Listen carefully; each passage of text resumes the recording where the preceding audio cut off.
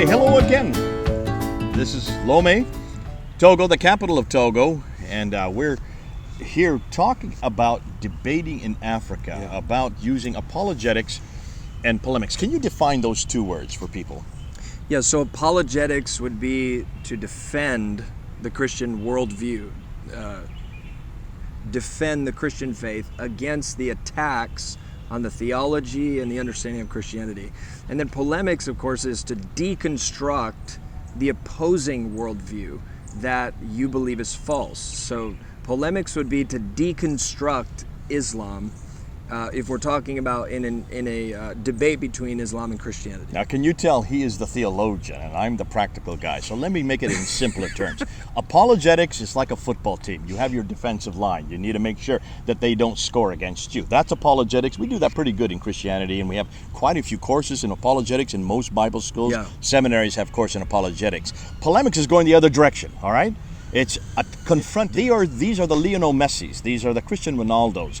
Very famous, and they are the ones that usually win the game. You've got to have the defense. You have In fact, to do both. The best defense is a good offense to keep them on the defense. Now, we just did a debate about a few days ago, didn't we, in Accra? Yeah, with a friend of mine named Jafaaru. The second time I've debated him. And last time I was at a university. As long as he kept on the... my phone's going to go. This is my Lomé phone, by the way. It's finally working. Now, when he was on the offense, we were always defending. Mm-hmm. But as soon as we went on the offense, what happened to him? I mean, he was silenced. He had really a hard time answering any of the questions that we had. And these were simple questions. Yeah, for example, there was a challenge about the Qur'an. Who wrote the Qur'an? Something as simple as that. And for the majority of Muslims that I have encountered, even in a debate setting, they don't want to answer that question. And the reason is because the Qur'an is so mystical. The Qur'an came down from heaven. It was revealed by an angel. But they don't want to acknowledge the textual history of the Qur'an, even and I'm talking about nominal Muslims, majority Muslims. Some scholars will talk about it. But there's a real disconnect in the average Muslim. And so when you actually say that there was somebody, Muhammad never wrote the Qur'an down. Somebody else wrote the Qur'an down. It's impossible to answer that question. They don't even want to answer it. How would you answer it? I don't know how to answer it. As a Muslim, there really is no answer to that question because you have to. The Qur'an is so mystical. Right. It's magical. Right. It is the eternal Qur'an that has always existed. So they cannot say somebody wrote it because that would take away its eternality. Therefore, when you ask, well, then who wrote it here on earth? They don't want to say Muhammad did because he couldn't read or write. So you see the problem. He didn't know where to go, and yet that is absolutely crucial. Yeah, and Muslims will always ask you something like, who wrote?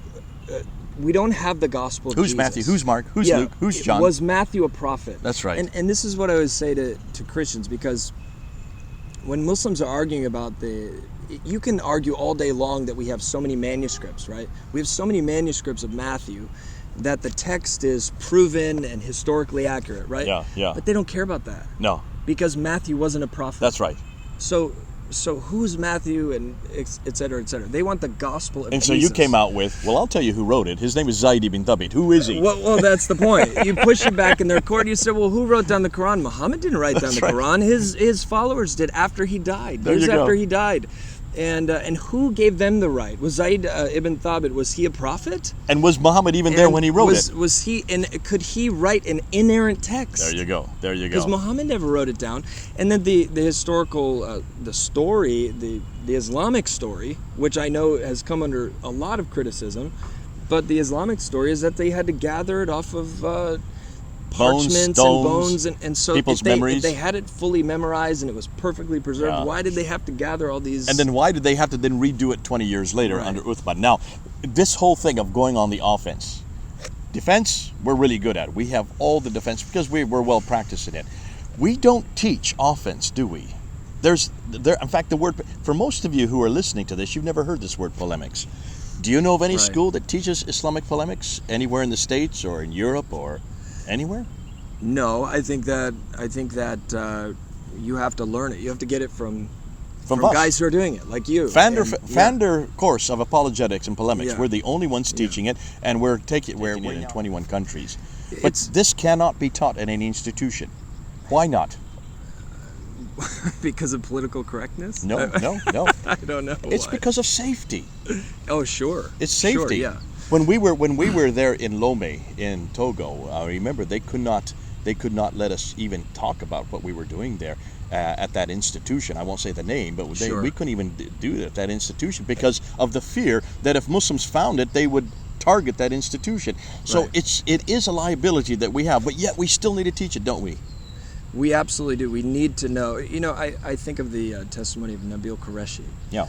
And he said, you know, in 4 years of going to college, I think with David Wood and all that time, all the argument, he became convinced by the arguments, but it wasn't until he really went into the hadith and really learned about the ethical issues, the issues with Muhammad, that he was able to cut a tie. So we've got to get that out there. And in order to get that out there, that's polemics.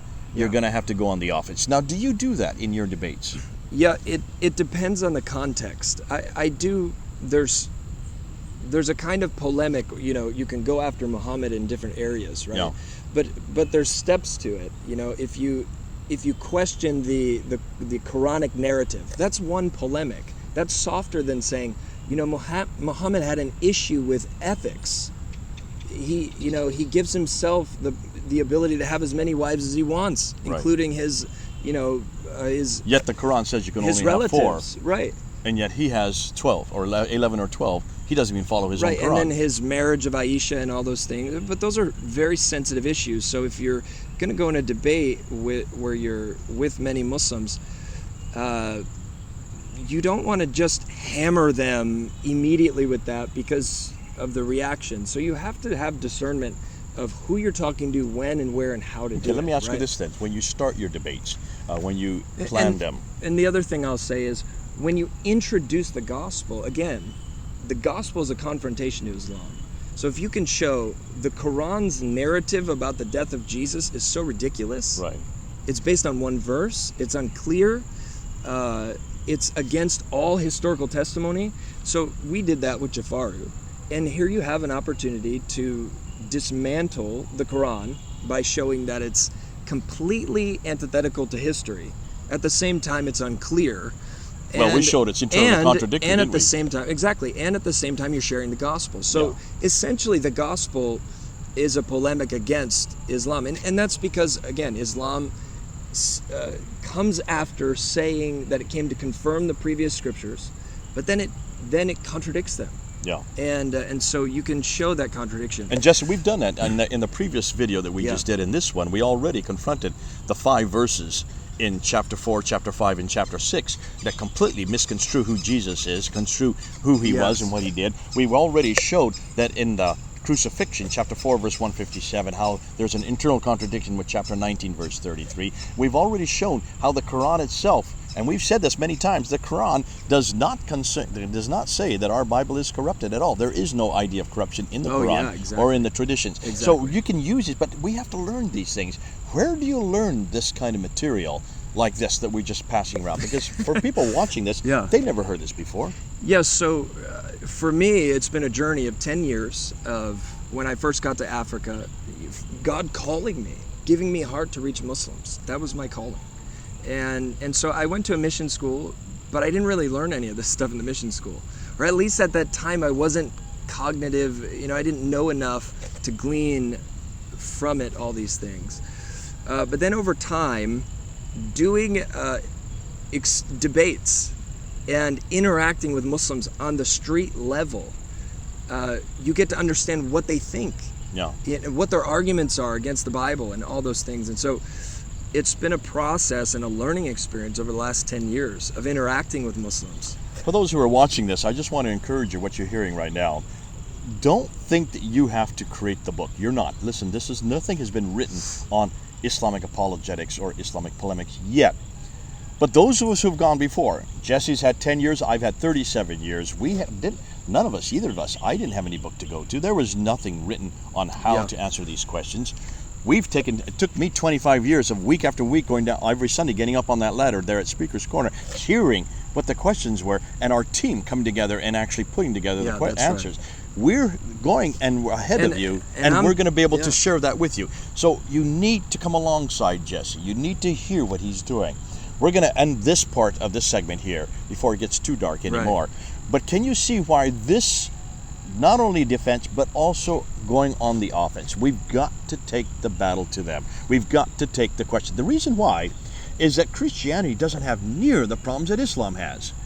When you look at Muhammad versus Jesus, my goodness, Jesus comes up roses. Nobody hates Jesus.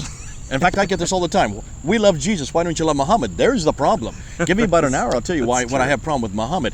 The same thing with the Bible.